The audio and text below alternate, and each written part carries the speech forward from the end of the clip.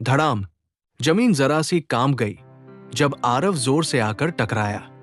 उसका घुटनों पर गिरना लगभग तय था, लेकिन किसी तरह उसने खुद को संभाल लिया। आरव के चेहरे पर संतुष्टि से भरी मुस्कान फैल गई जब उसने बालकनी की ओर देखा जहां से वो कूदा था। उस दूरी को देखकर वो खुद हैरान रह गया। हाँ, इतनी ऊंचाई से गिरना पहले मेरी जान ले लेता। लगता है मैं वाकई बॉडी रिफाइनमेंट रियल में पहुंच चुका हूं। आरव ने खुशी से कहा, अब क्या करूं?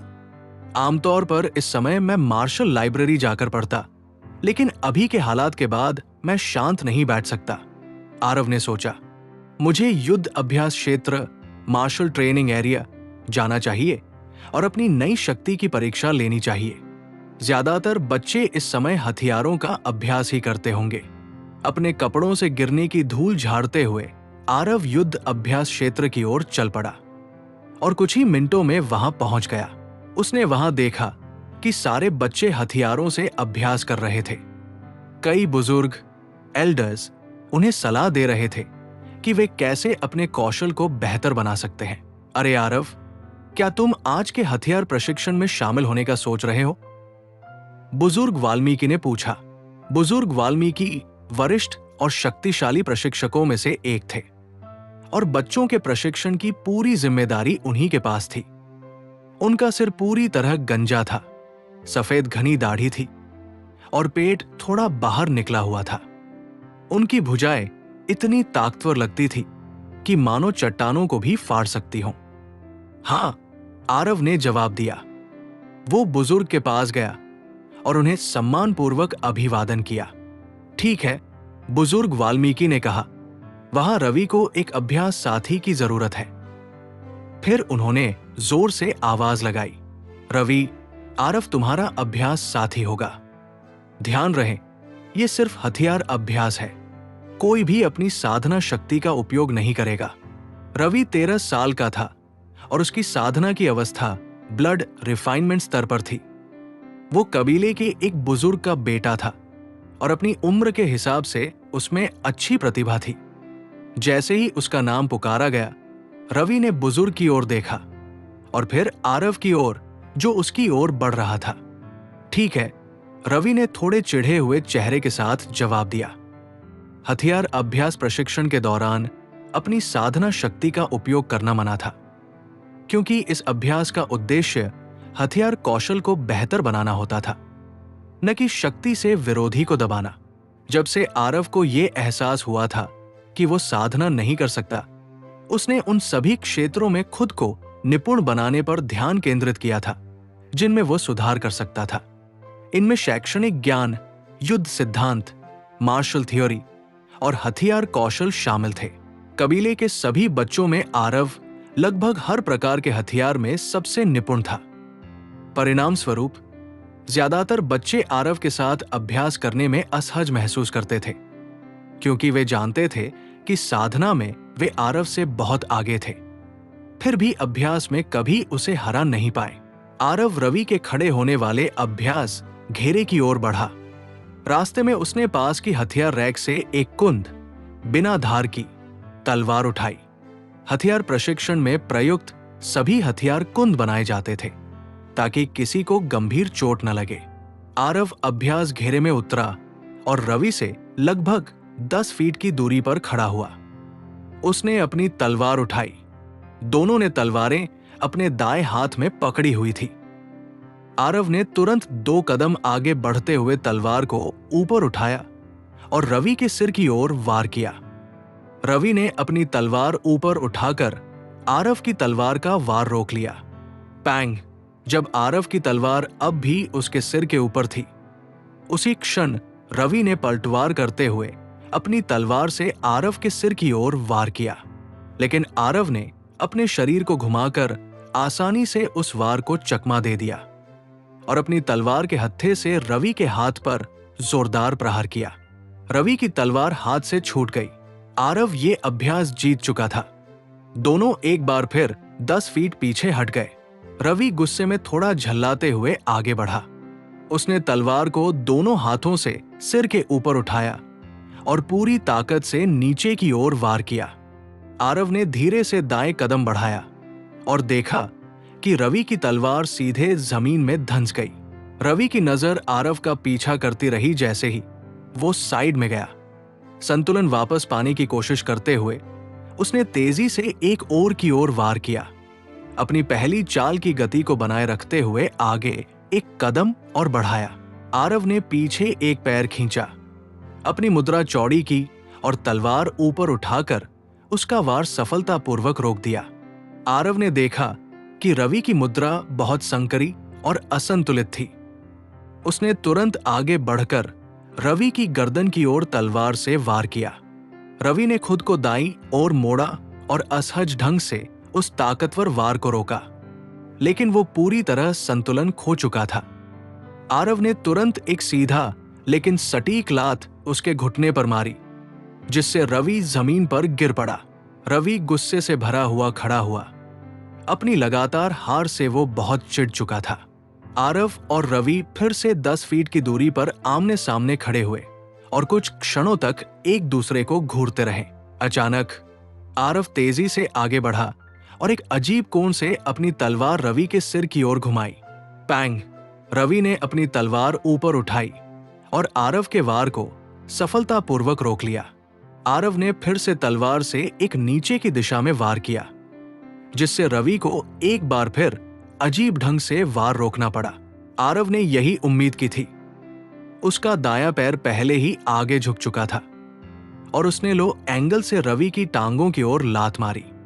अचानक हुए इस हमले की उसे उम्मीद नहीं थी और रवि का संतुलन बिगड़ गया। यही मौका आरव को चाहिए था। वो तुरंत आगे बढ़ा और अंतिम प्रहार के लिए झपटा। उसकी तलवार की पीठ फ्लैट साइड रवि के सिर के एक ओर जोर से टकराई, जिससे रवि कुछ फीट पीछे उड़कर जमीन पर गिर पड़ा। आग! हरामी! रवि चिल्लाया। वो फिर से उठा और आरव को गुस्से से घूरने लगा और फिर अचानक उसने पूरी ताकत से आरव की ओर दौड़ लगाई और मुक्का मारा। हालांकि रवि आरव को मारने की हिम्मत नहीं कर रहा था, लेकिन उसके कुछ हड्डियां तोड़ देने में उसे कोई बड़ी बात नहीं लग रही थी। घाय! आरव और रवि के मुक्के आपस में टकराए और रवि हवा में उछलता हुआ दूर जा गिरा। वो कई बार उल्टा लुढ़कता हुआ लगभग 20 फीट दूर जाकर रुका। इलाके में मौजूद सभी लोग एकदम चौंक गए और अपने अपने अभ्यास रोककर उस दृश्य की ओर देखने लगे। उनके चेहरों पर अविश्वास और हैरानी साफ दिख रही थी। रवि उठने की कोशिश करने लगा, लेकिन उसके शरीर में इतना बल नहीं था कि वो खुद को उठा सके। वरिष्ठ वाल्मीकि कुछ पल के लिए स्तब्ध खड़े रहे, फिर तेजी से रवि की ओर दौड़े और पहुंचते ही उसकी मुंह में एक छोटी सी हरी गोली डाल दी। आरव, ये क्या हुआ अभी? राजीव ने दौड़ते हुए पूछा।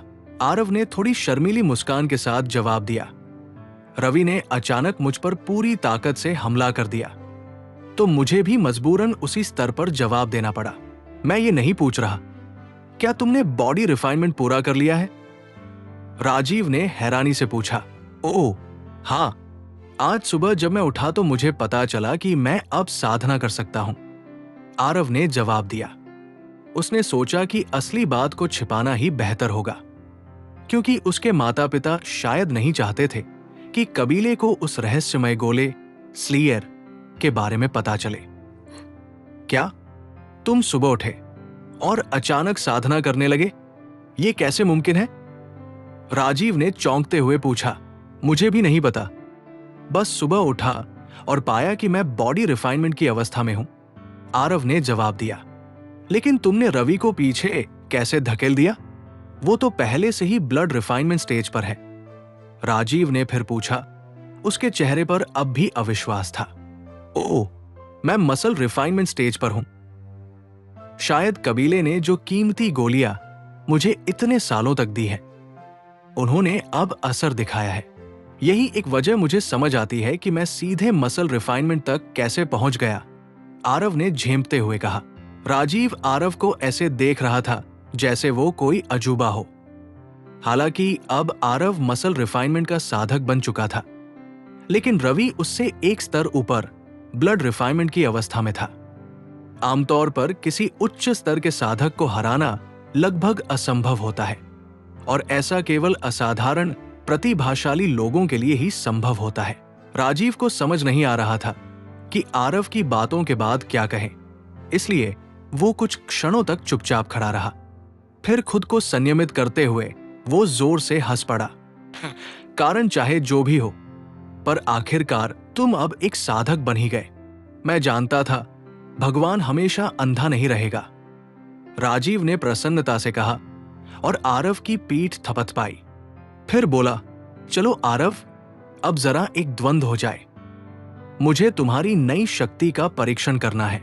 ठीक है, आरव ने जवाब दिया। दोनों मिलकर मार्शल एरेना के एक खाली हिस्से की ओर बढ़ने लगे। तभी पीछे से वरिष्ठ वाल्मीकि की आवाज आई, आरव, तुम अब साधक बन गए हो? हाँ, आरव ने संक्षिप्त उत्तर दिया, बिना और कोई विवरण दिए। वरिष्ठ वाल्मीकि कुछ पल के लिए शब्दहीन हो गए, फिर बोले, खैर, जो भी हो, अभी जो हमला तुमने किया उसमें इतनी शक्ति लगाने की जरूरत नहीं थी। मैंने सब कुछ देखा है, मुझे पता है कि इसमें तुम्हारी गलती नहीं थी, लेकिन आगे से अपनी शक्ति पर नियंत्रण रखना याद रखना। ये सब तुम्हारे ही कबीले के सदस्य हैं। मैं समझ गया, वरिष्ठ वाल्मीकि, आरव ने उत्तर दिया। इसके बाद आरव और राजीव एरेना के खाली हिस्से की ओर बढ़ते रहे। मार्शल एरेना के एक कोने में पंकज गुप्ता और उसके कुछ साथी ये सब देख रहे थे। आरव अब साधना कर सकता है? एक लड़के ने हैरानी से कहा, कर भी सकता है तो क्या? वो अभी सिर्फ बॉडी रिफाइनमेंट स्तर पर है। वो तो पहले ही कई साल पीछे छूट चुका है। जो कचरा होता है वो हमेशा कचरा ही रहेगा, दूसरे ने कहा और पंकज की ओर देखा। पंकज के चेहरे पर भावहीनता थी, जैसे जो कुछ भी हुआ हो उससे उसका कोई लेना देना ही न हो। उसने फिर से अपने अभ्यास साथी की ओर रुख किया और ट्रेनिंग जारी रखी। चलो दिखाओ तुम्हारे पास क्या है, राजीव चिल्लाया। उसके चेहरे पर उत्साह साफ झलक रहा था। आरव मुस्कुराया और राजीव की ओर दौड़ पड़ा। सूरज ढलने लगा था, जिससे मार्शल एरेना पर सुनहरी नारंगी रोशनी फैल गई थी। दोनों ने घंटों तक तीव्रता से द्वंद्व किया, जब तक कि थक कर जमीन पर गिर नहीं पड़े। हूं, मैंने अपनी शक्ति को ब्लड रिफाइनमेंट स्तर तक सीमित रखा, फिर भी तुम्हें हरा नहीं पाया, राजीव ने सांसें लेते हुए कहा। खैर, ऐसा भी नहीं कि मैंने जीत ली हो। चिंता मत करो, जल्द ही मैं भी तुम्हारे स्तर तक पहुंच जाऊंगा। फिर तुम्हें अपनी शक्ति सीमित नहीं रखनी पड़ेगी, आरव ने मुस्कुराते हुए जवाब दिया। जैसे मैं मान लूं, राजीव ने मजाकिया लहजे में कहा। दोनों ने कुछ देर सांसें ली, फिर जमीन से उठकर अपने गंदे चोगों से धूल झाड़ी। यार, मुझे बहुत जोर की भूख लगी है, आरव ने कहा। वो कई दिनों से कुछ खाया नहीं था और उसका पेट भूख से करहा रहा था। मैं घर जाकर कुछ खाता हूं और नहा लेता हूं। कल मिलते हैं, आज के लिए शुक्रिया, आरव ने राजीव से कहा। आरव ने राजीव और वरिष्ठ वाल्मीकि को अलविदा कहा और अपने घर की ओर चल पड़ा। घर पहुंचकर आरव अपने परिवार के साथ बैठकर रात का खाना खाने लगा। रुद्र गुप्ता ने शराब का एक और गिलास पी लिया और थोड़ा झूमते हुए आरव की ओर मुड़ा। मैंने आज अपने पिता से तुम्हारे बारे में बात की। वो भी मानते हैं कि ये एक अद्भुत अवसर है और जश्न के योग्य है। हम जल्द ही तुम्हारे सम्मान में एक पार्टी आयोजित करेंगे और पास के कुछ कबीलों को भी आमंत्रित करेंगे। आरव ने मुस्कुराते हुए एक आग पर सिकी हुई मुर्गी की तंदूरी टांग ली और उससे एक निवाला मुंह में डाला। वो कुछ देर तक अपने माता पिता से बातें करता रहा, फिर अपने कमरे में चला गया। आरव ने स्नान किया, एक साफ चोगा पहना और बिस्तर पर लेट गया। उसके चेहरे पर हल्की मुस्कान थी, जो उसके सोने तक बनी रही। रात में देर से कबीले के एक अन्य हिस्से में कबीले का मुखिया स्वराज गुप्ता एक छायामय आकृति के सामने घुटनों के बल बैठा था। रुद्र ने आज बताया कि आरव अब साधना करने में सक्षम है। लगता है उसने कुछ दिन पहले वो वस्तु भी पाली थी और अब वो गायब है। हमें क्या करना चाहिए? स्वराज गुप्ता ने पूछा। अभी कुछ नहीं, फिलहाल उसे बस देखो और देखो क्या होता है। मुझे आशा है कि यह कबीले के लिए सौभाग्य साबित होगा, लेकिन अगर नहीं हुआ तो मैं खुद निपट लूंगा। छायामय आकृति ने उत्तर दिया। जैसी आपकी इच्छा, स्वराज ने कहा और चुपचाप कमरे से बाहर चला गया। अगली सुबह आरव की नींद खुली और वो छत की ओर देखते हुए बीते दिन की घटनाओं के बारे में सोचने लगा। हालांकि उसे अब यह सच्चाई स्वीकार करनी पड़ी थी, फिर भी उसे यकीन नहीं हो रहा था कि वो वास्तव में अब साधना कर सकता है। आरव बिस्तर से उठा, अपनी अलमारी से अपनी पसंदीदा काली पोशाक निकाली और पहनकर नीचे चला गया। रसोई में उसने अपनी मां को नाश्ता बनाते हुए देखा। ओह, तुम जाग गए। मैंने नाश्ता बना लिया है आरव, आओ बैठो और खाओ, उसकी मां ने कहा जैसे ही आरव रसोई में आया। आरव रसोई की मेज पर बैठ गया और अंडे और ब्रेड खाने लगा जो उसकी मां ने उसके लिए बनाया था।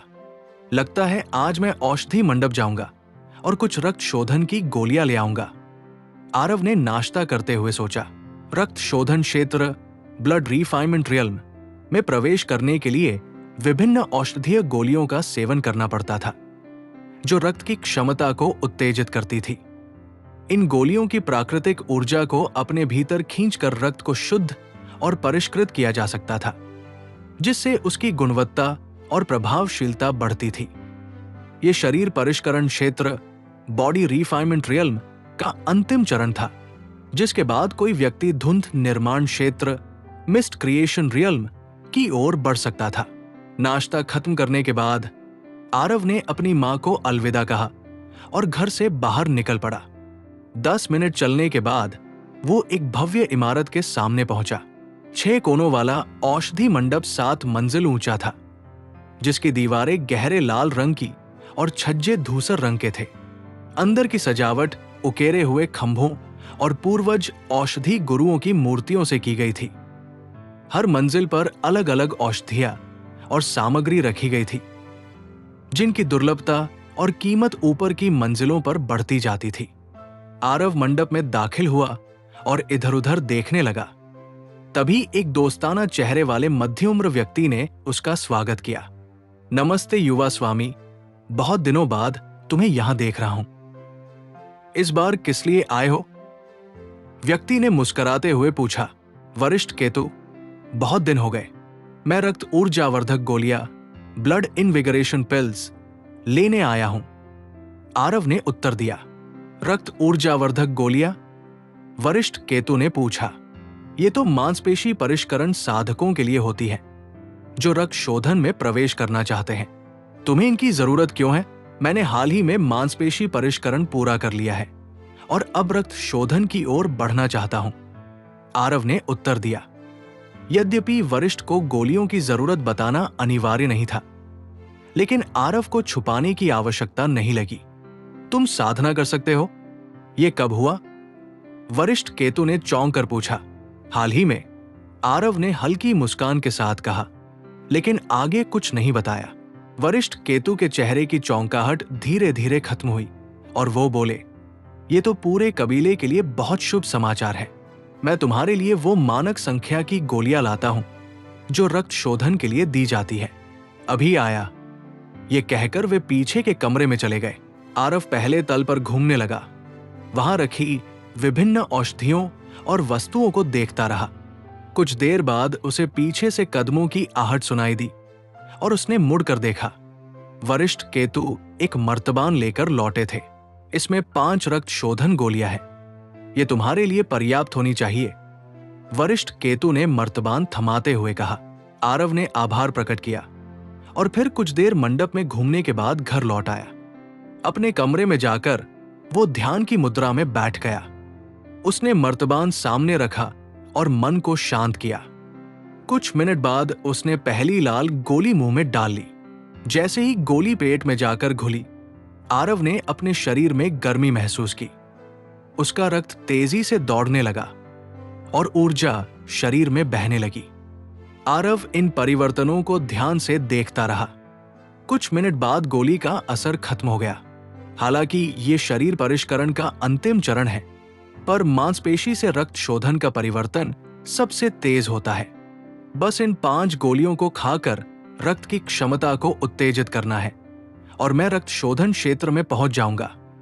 आरव ने उत्साहित होकर सोचा और अगली गोली मुंह में डाल ली। शरीर परिष्करण 5 चरणों में बंटा था। अंग परिष्करण, अस्थि परिष्करण, नसों का परिष्करण, मांसपेशी परिष्करण और अंत में रक्त शोधन। पहले 4 चरणों में औषधीय गोलियां धीरे धीरे शरीर में समाहित करनी पड़ती थी। यह प्रक्रिया महीनों लेती थी। केवल रक्त शोधन को सीधे तरीके से किया जा सकता था। आरव ने सभी 5 गोलियां खा ली और शक्ति के बढ़ने की प्रतीक्षा करने लगा, लेकिन उसे कुछ भी अलग महसूस नहीं हुआ। बस शरीर थोड़ा गर्म था। क्या बकवास है, ये क्यों नहीं काम कर रहा? आरव ने सोचा और इस विफलता के पीछे का कारण समझने की कोशिश करने लगा। आमतौर पर 5 गोलियां ही पर्याप्त होती थी।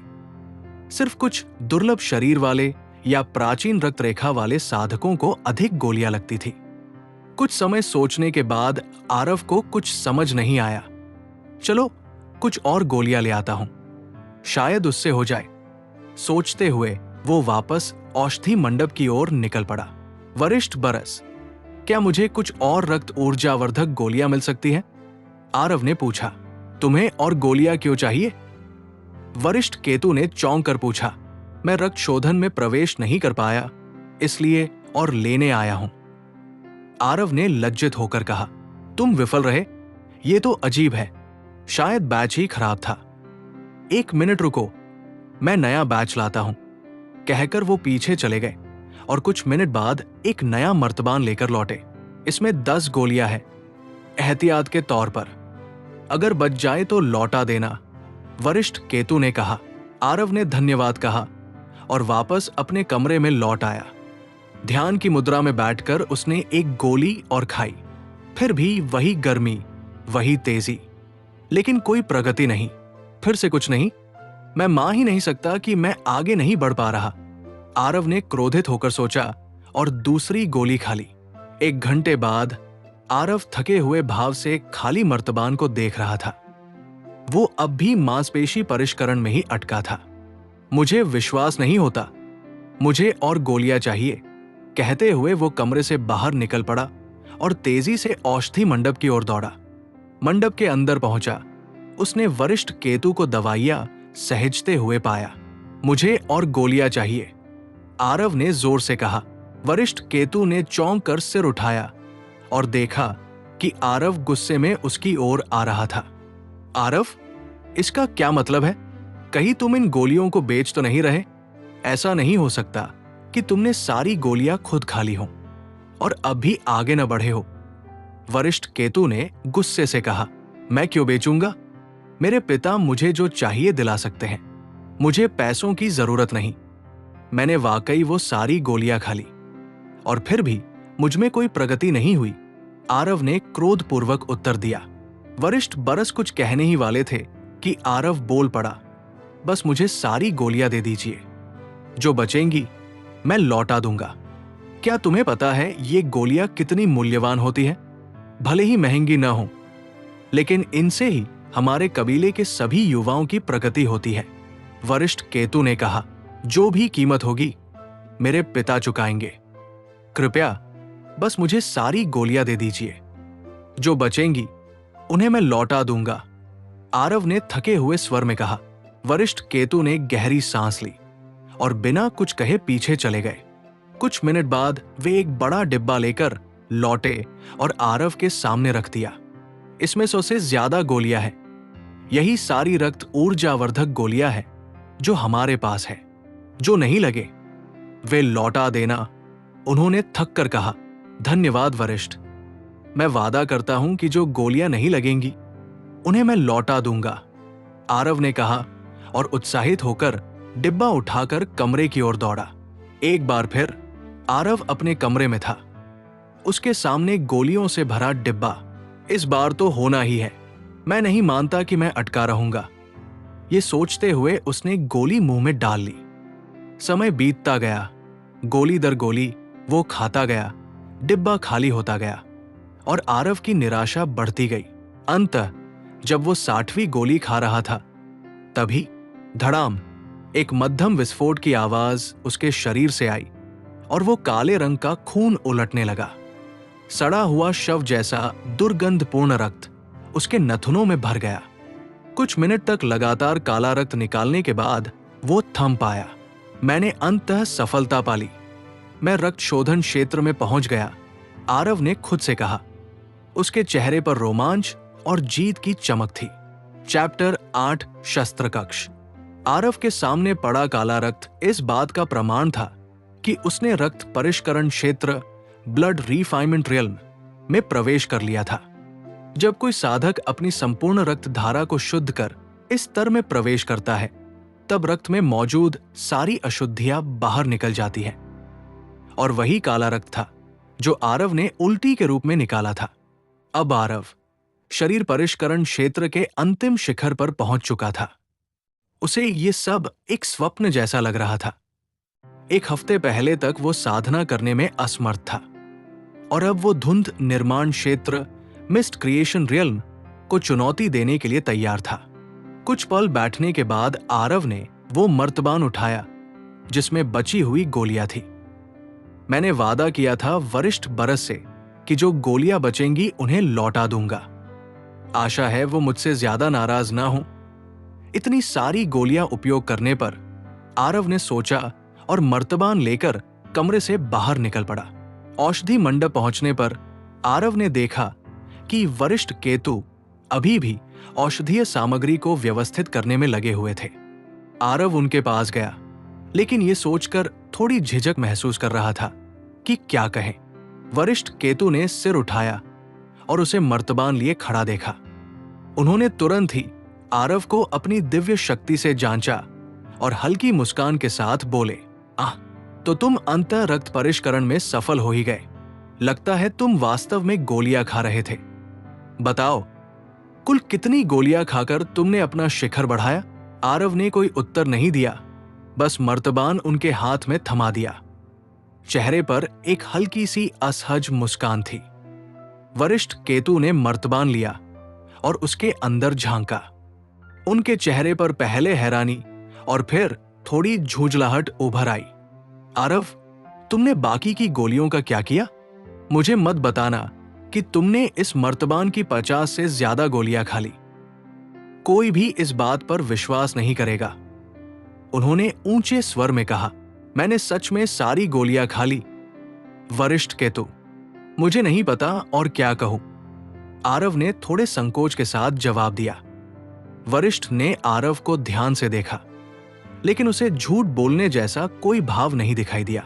वरिष्ठ केतु ने गहरी सांस ली और कहा, शायद बैच ही खराब था, इसलिए प्रभाव कमजोर था। अब मुझे एक और बैच तैयार करना होगा। आरव ने उन्हें अधिक क्रोधित न होने के लिए धन्यवाद कहा और फिर भवन से बाहर निकल गया। औषधि मंडप से बाहर निकलते समय आरव ने देखा कि काफी देर हो चुकी थी। वो सीधे अपने महल की ओर लौट गया, माता पिता से मिलकर भोजन किया और फिर ऊपर अपने कमरे में जाकर बिस्तर पर गिरते ही नींद में डूब गया। अगली सुबह आरव ने अपनी रोज की दिनचर्या पूरी की और घर से बाहर निकला। आज क्या करूं? आरव ने सोचा, शायद हथियार कक्ष चला जाऊं और एक नया हथियार ले आऊं। जो तलवार मेरे पास है वो अभी तो ठीक है, लेकिन जल्द ही बहुत हल्की और कमजोर हो जाएगी। आरव दाहिनी ओर मुड़ गया और संयम हथियार कक्ष की ओर चल पड़ा। ये कक्ष श्वेत पंख युद्ध पुस्तकालय के ठीक सामने स्थित था और दोनों ही युद्ध प्रशिक्षण क्षेत्र के पास थे। कुछ ही मिनटों में आरव संयम हथियार कक्ष के सामने पहुंच गया। इस भवन का नाम संयम हथियार कक्ष इसलिए पड़ा क्योंकि इसमें लगभग 1 लाख प्रकार के हथियार उपलब्ध थे। यह भवन काले पत्थरों से बना 5 मंजिला था, जो देखने में अत्यंत भव्य और डरावना लगता था। प्रत्येक मंजिल पर अलग स्तर के साधकों के लिए हथियार रखे गए थे।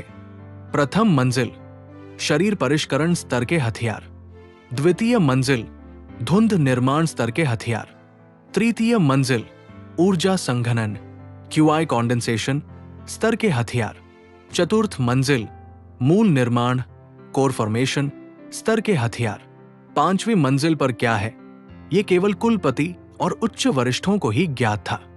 आरव ने भवन को कुछ क्षण तक देखा और फिर सीढ़ियों से ऊपर चढ़कर अंदर गया। प्रवेश द्वार छोटा सा था, जिसके बीचों बीच एक मेज थी और उसके पीछे एक द्वार। मेज के पीछे हथियार कक्ष के प्रभारी वरिष्ठ सुब बैठे थे।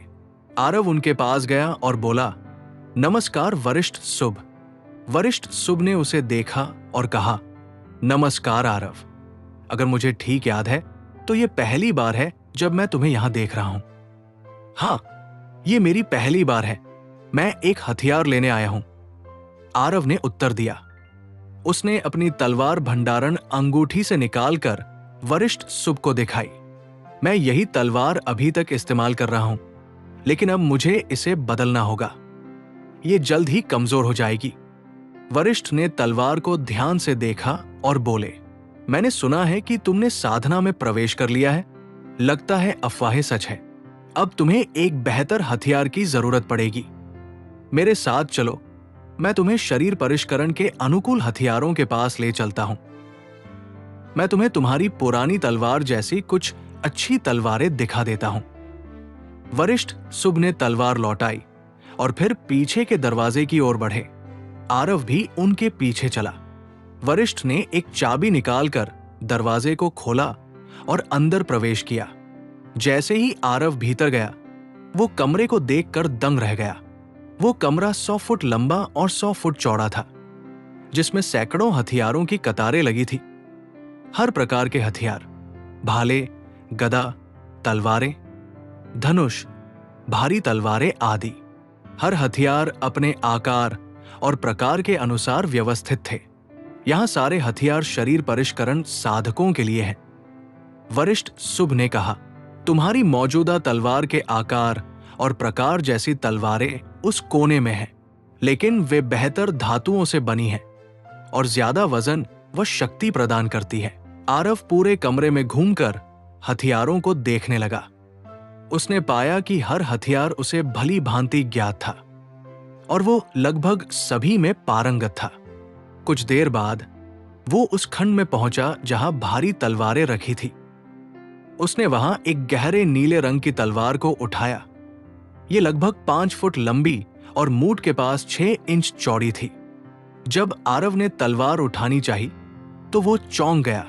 ये तो बहुत भारी है, लगभग 100 पाउंड की लगती है। आरव ने सोचा और पूरी ताकत से तलवार उठाई। कुछ देर संघर्ष करने के बाद वो उसे पकड़कर घुमाने लगा और अपनी सीखी हुई चालों का अभ्यास करने लगा। वरिष्ठ सुब मुस्कुराते हुए बोले, ये तलवार एज़ुराइट लोहा, एज़ुराइट आयरन ओरे से बनी है, जो सामान्य लोहे से कहीं भारी और मजबूत होता है। ये इस मंजिल के सर्वश्रेष्ठ हथियारों में से एक है। मुझे पसंद आई, आरव ने कहा। कुछ क्षण और तलवार को निहारने के बाद उसने उसे अपनी भंडारण अंगूठी में रख लिया। जैसे ही वे दोनों वापस जाने लगे, आरव ने थोड़े संकोच से पूछा, वरिष्ठ सुब, क्या मैं दूसरी मंजिल पर जाकर धुंध निर्माण स्तर के हथियार देख सकता हूं? वरिष्ठ सुब मुस्कुराए और बोले, ये नियमों के विरुद्ध है। आरव का चेहरा उदासी से भर गया।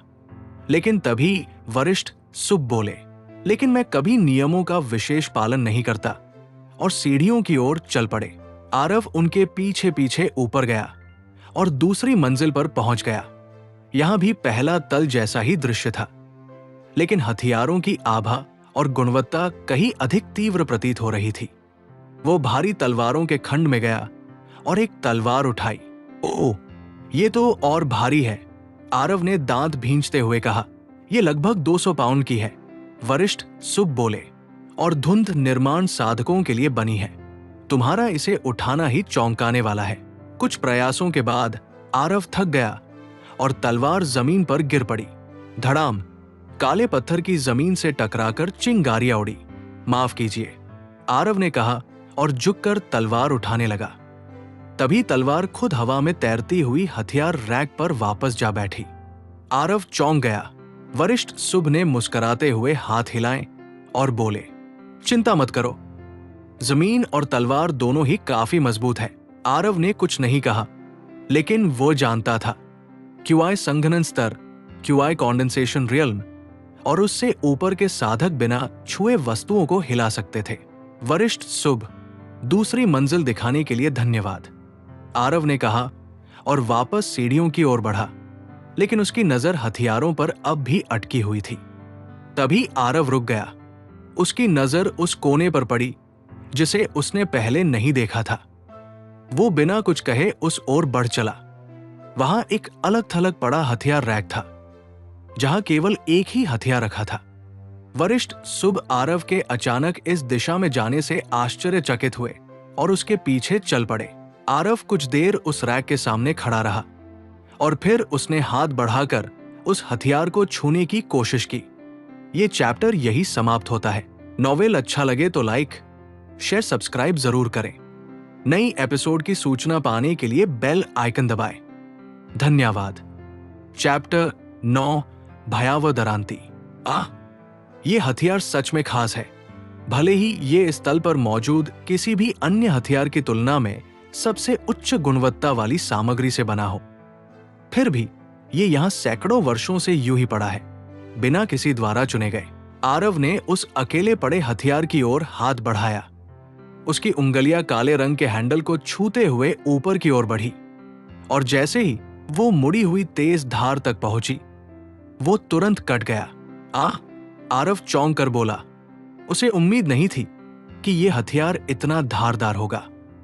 केवल हल्की सी उंगली चलाने से ही खून निकल आया। वो सोचने लगा कि यदि कोई इससे पूरी शक्ति से प्रहार करता तो क्या होता। इस हथियार का बनाया जाना सच में एक बर्बादी थी। ये एक गहन अंधरक्तमणि अयस्क है जो कि बहुत दुर्लभ होता है और आमतौर पर कोर फॉर्मेशन स्तर के हथियारों के लिए उपयोग में लिया जाता है। मुझे कभी समझ नहीं आया कि इतनी दुर्लभ सामग्री से इतना सामान्य स्तर का हथियार क्यों बनाया गया। वरिष्ठ शुभ ने कहा। उन दोनों के सामने रखा हथियार एक काली दरांती थी, जिसके चारों ओर हल्की लाल आभा बिखरी हुई थी। उसका हैंडल लगभग 6 फीट लंबा था और उसके सिरे पर 3 फीट लंबा मुड़ा हुआ ब्लेड था। इसके पीछे 3 नुकीले कांटेदार भाग थे और ऊपर एक भाला जैसा नुकीला सिरा भी था, जो इसे अत्यंत खतरनाक रूप देता था। अब तक किसी ने इस हथियार को क्यों नहीं चुना? आरव ने पूछा। उसके अनुसार यह हथियार मिस्ट क्रिएशन ग्रेड के लिए काफी असाधारण था। कारण काफी सरल है। पहला, ये दरांती है। जैसा कि तुम जानते हो, दरांती का प्रयोग लगभग कोई नहीं करता। यह हथियार बहुत ही असामान्य और कठिन होता है। इसे चलाना तलवार या भाले की तुलना में बहुत अधिक कठिन होता है। दूसरा कारण इसका भारीपन है।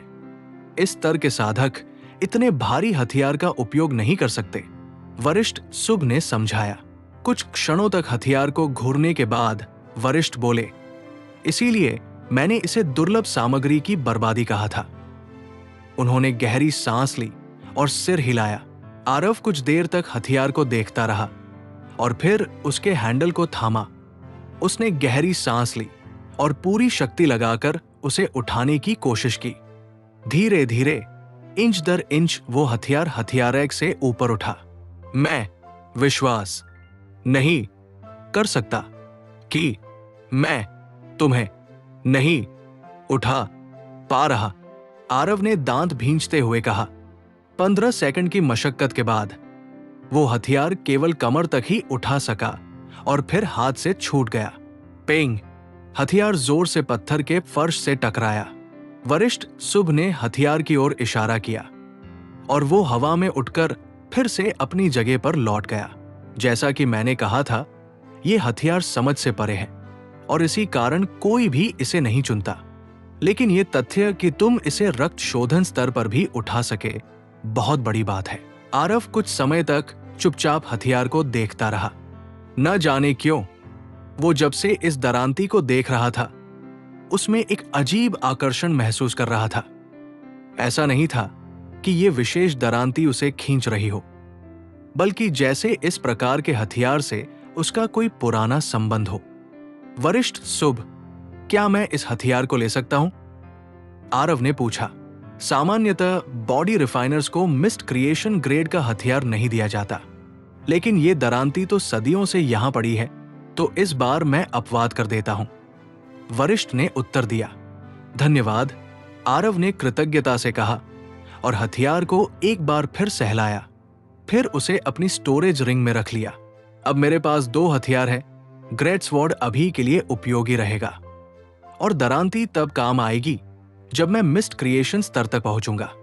आरव वरिष्ठ के साथ वापस नीचे आया और उन्हें धन्यवाद कहकर वहां से निकल गया। मैंने दरांती की तकनीक पहले भी सीखी है, लेकिन मैं उतना पारंगत नहीं हूं। शायद व्हाइट फेदर मार्शल लाइब्रेरी में इस विषय पर कुछ किताबें हों। आरव सोचते हुए लाइब्रेरी की ओर बढ़ा। कुछ ही मिनटों में वो लाइब्रेरी पहुंचा और रिसेप्शन पर जाकर पूछा, माफ कीजिए, क्या इस लाइब्रेरी में दरांती की तकनीकों और मूलभूत जानकारी पर कोई पुस्तक है? 4थी मंजिल पर हथियारों के खंड में एक किताब है, रिसेप्शनिस्ट ने कहा। धन्यवाद। आरव सीढ़ियां चढ़ता हुआ ऊपर पहुंचा और हथियार खंड की ओर गया। कुछ मिनटों की खोजबीन के बाद उसे वो किताब मिल गई जिसकी उसे तलाश थी। हां, मिल गई। आरव ने किताब को देखा। दरांती की मूलभूत तकनीकें और मुद्राएं। वो उसे लेकर 4थी मंजिल की बालकनी में बैठ गया और पढ़ना शुरू किया। दरांती की मूल बातें सरल होते हुए भी जटिल है। इसकी लड़ाई की आत्मा है धार, प्रवाह, चपलता और शक्ति, गति और निर्णय, जबकि अन्य हथियारों की शक्ति उनकी विधाओं में निहित होती है। दरांती का उद्देश्य केवल एक है, जीवन को काटना। आरव ने यह पढ़ते ही भौहें चढ़ा ली, लेकिन वो पढ़ता गया। पुस्तक में बुनियादी मुद्राओं से लेकर जटिल आक्रमण तकनीकों तक की जानकारी थी। आरव पढ़ने में इतना मग्न हो गया कि समय का पता ही नहीं चला। जब चांद आसमान में ऊंचा चमक रहा था, तब जाकर उसे समय का भान हुआ। उसने किताब को लौटाया और घर की ओर बढ़ा। रात को परिवार संग भोजन कर वो अपने कक्ष में सोने चला। कल मैं फिर जंगल जाऊंगा, अपनी नई शक्ति को परखने, ये सोचते हुए वो सो गया। सपने में वह फिर शून्य में तैरता हुआ खुद को देखता है, पर इस बार न कोई धुंध थी, न भ्रम। हर दिशा में तारे चमक रहे थे। मीलों दूर शून्य में 2 आकृतियां एक दूसरे की ओर देख रही थी। उनकी विशेषताएं स्पष्ट नहीं थी, पर वे एक दूसरे का सामना कर रही थी। अचानक एक ऐसी विस्फोटक घटना हुई जिसे शब्दों में वर्णित करना असंभव था। वो विस्फोट पूरे शून्य में फैल गया और उसके साथ ही अंतरिक्ष ही ढह गया और फिर आरव भी नष्ट हो गया। ये चैप्टर यही समाप्त होता है। नॉवेल अच्छी लग रही हो तो लाइक, शेयर, सब्सक्राइब जरूर करें। नई एपिसोड की सूचना पाने के लिए बेल आइकन दबाएं। धन्यवाद। चैप्टर 10 भेड़ियों का शिकार। आरव चीख पड़ा जैसे ही वो नींद से जागा और हड़बड़ाकर अपने बिस्तर पर बैठ गया। उसकी सांसें तेज चल रही थी। आरव ने कुछ सेकंड लिए ये समझने में कि वो कहाँ है। फिर उसे एहसास हुआ कि वो अब भी अपने घर के बिस्तर पर ही था। ये सिर्फ एक सपना था, लेकिन ये इतना असली लग रहा था, जैसे वो सब सच में हो रहा हो। आरव कुछ मिनटों तक उसी सपने को दोहराता रहा। खैर, ये सपना ही रहा होगा। ऐसा विस्फोट असल में कैसे हो सकता है? ऐसा लग रहा था जैसे पूरा ब्रह्मांड ही खत्म हो जाएगा। उसने सोचते हुए बिस्तर से उठकर खुद को साफ किया और अपनी अलमारी की ओर गया। उसने अपनी पसंदीदा काली पोशाक निकाली और पहन ली। अच्छा हुआ मां ने मेरे लिए बहुत सारी ये काली पोशाकें ला दी, नहीं तो अब तक तो खत्म हो जाती, आरव ने सोचा। तैयार होकर आरव नीचे गया और अपने परिवार के साथ नाश्ता किया। आज क्या करने का सोच रहे हो, आरव? लक्ष्मी गुप्ता ने अपने बेटे को प्यार से देखते हुए पूछा, जो खाने पर टूट पड़ा था।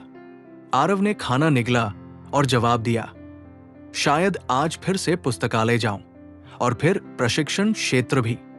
मैंने कुछ नए हथियार लिए हैं, उन्हें आजमाना है। ओह अच्छा, लेकिन स्पैरिंग करते समय जरा संभल कर रहना। और हां, याद है ना कि आज रात तुम्हारी उत्सव पार्टी है जो कबीला तुम्हारे लिए रख रहा है। समय से पहले घर आ जाना ताकि तैयार हो सको। लक्ष्मी ने पानी का घूंट लेते हुए कहा। आरव लगभग भूल ही गया था, लेकिन अब उसे याद आ गया कि आज उसकी पार्टी थी। नाश्ता खत्म करने के बाद आरव ने मां को धन्यवाद दिया और बाहर निकल पड़ा। कुछ मिनटों तक पैदल चलने के बाद वो मार्शल ट्रेनिंग एरिया की तरफ जा ही रहा था कि अचानक उसने पीछे मुड़कर देखा। जब उसे कोई पीछा करता नजर नहीं आया तो वो मुड़ा और कबीले के मुख्य द्वार की ओर बढ़ गया। कुछ देर चलने के बाद आरव कबीले के मुख्य द्वार पर पहुंचा। आज फिर जंगल में शिकार? एक प्रहरी ने मुस्कुराते हुए पूछा। हाँ, लेकिन किसी को मत बताना, आरव ने हल्की मुस्कान के साथ कहा और आगे बढ़ गया। हिमालय पर्वत श्रृंखला हजारों मील तक फैली थी और इसके नीचे फैला हिमालय जंगल भी चारों ओर हजारों मील तक फैला था। गुप्ता कबीला इसी पर्वत श्रृंखला के तल पर स्थित था और उसके चारों ओर का काफी क्षेत्र साफ किया गया था। मुख्य मार्ग कई दिशाओं में जाकर अन्य कबीला और राज्यों से जुड़ता था, लेकिन हर रास्ता हिमालय जंगल से होकर ही जाता था, जो खतरनाक माना जाता था। आरव 1 घंटे तक चलता रहा, फिर एक दोराहे पर पहुंच गया। अब वो जंगल के काफी अंदर था, जहां बॉडी रिफाइनमेंट स्तर के जानवर दिखने लगे थे। यही वो जगह है जहां पिछली बार आया था, आरव ने सोचा और मुख्य सड़क छोड़कर जंगल के भीतर चला गया। कुछ मिनटों बाद एक तेज गर्जना गूंजी। आवू! जंगल में एक भयानक भेड़िए की आवाज गूंजी और फिर कई और भेड़ियों की आवाजें उसका जवाब देती हुई सुनाई दी। आरव के चेहरे पर मुस्कान आ गई। आशा है तुम्हें मेरी याद तो आई होगी। पिछली बार मुलाकात अधूरी रह गई थी, लेकिन इस बार सिर्फ मैं और तुम होगे, आरव ने कहा और भेड़ियों की ओर बढ़ गया।